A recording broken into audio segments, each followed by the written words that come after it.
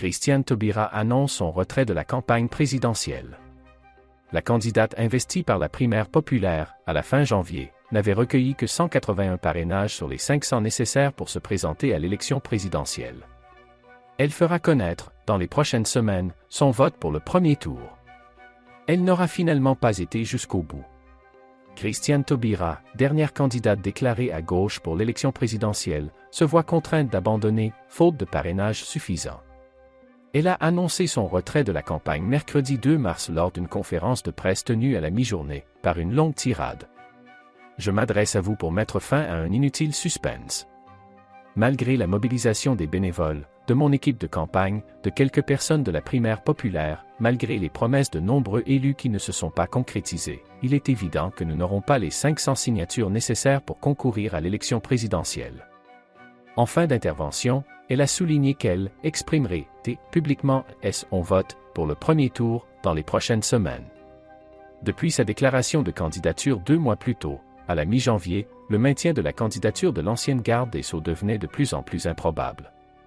Cela en raison de ses difficultés à rassembler les 500 parrainages nécessaires d'ici à vendredi 4 mars pour confirmer sa participation à l'élection. Selon le dernier décompte du Conseil constitutionnel, elle disposait mardi 1er mars de 181 signatures seulement, alors que 11 de ses concurrents dont Yannick Jadot, Anne Hidalgo, Fabien Roussel, Nathalie Arthaud et Jean-Luc Mélenchon à gauche avaient déjà dépassé le seuil requis. La candidate avait annoncé la veille mettre en pause sa campagne de terrain pour se consacrer à la récolte de ses précieux paraphes.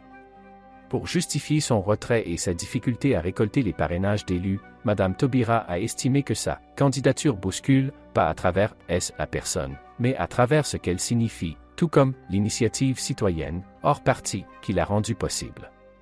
Elle a ainsi dénoncé les partis politiques auxquels il ne reste plus aujourd'hui que leur capacité de nuisance, en référence au blocage supposé de ces parrainages. Cette candidature se trouve empêchée par un système administratif qui ne survivra pas à cette campagne, il vit ces dernières heures, a fait valoir l'ancienne ministre de la Justice, avant d'asséner, on n'élimine pas les candidats par un processus administratif obsolète, mais par un premier tour. Christiane Taubira a aussi fustigé le fait que, selon elle, nous ne sommes pas dans un régime de séparation des pouvoirs, et cela pose évidemment la question de l'expression de la volonté générale. Elle a également regretté durant sa prise de parole que la gauche ne soit pas audible, et soit embourbée dans une impasse, estimant qu'avec l'écologie, elle risque d'être éjectée de cette élection présidentielle.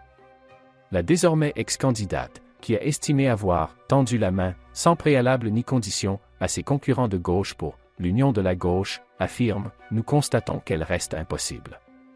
Depuis sa victoire à la primaire populaire, à la fin janvier, où sa candidature avait été choisie par près de 400 000 sympathisants de gauche, la campagne de Mme Taubira peinait à s'implanter sur le terrain.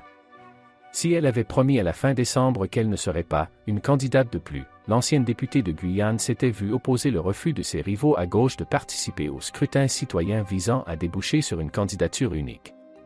Après avoir essuyé des critiques sur son absence de projet présidentiel et sa candidature additionnelle et tardive, ou encore sur sa prestation jugée ratée devant la Fondation Abbé Pierre au début de février, Christiane Taubira avait perdu le 14 février l'appui officiel du seul parti qui la soutenait, le Parti radical de gauche.